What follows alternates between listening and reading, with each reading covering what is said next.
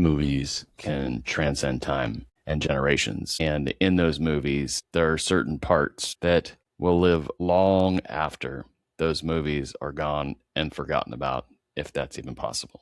I'm talking about those one-liners that we incorporate into our everyday language because we think it's funny or because it just matches our mood or the particular circumstances that we might be in. Any way you look at it, one-liners from movies usually enter the conversation because that's the kind of language that our generation is known to have, and it just makes sense. In this episode, I want to walk through a few of my favorites, and we'll go decade by decade and talk about why they lasted. So starting with the 1960s, let's go back a little bit further than most people expect, because some of this started before Gen X was even fully in the picture. Cool Hand Luke. What we've got here is failure to communicate. It's calm, controlled, almost polite, and that's what makes it unsettling. So 1970s, Taxi Driver, Robert De Niro, one of his first great movies back in that time. You talking to me? The line basically is internal dialogue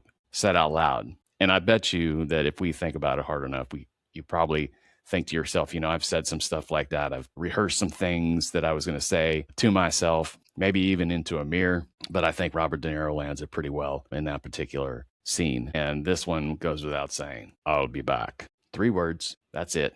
But it might be the most reusable line that I've ever heard. That might be the most reusable line that I have ever heard in my lifetime. But in any case, The Dark Knight, why so serious? And I can't even say it like Heath Ledger. What an amazing actor. What an amazing thing to be a part of a superhero movie and get an Oscar posthumously. Crazy.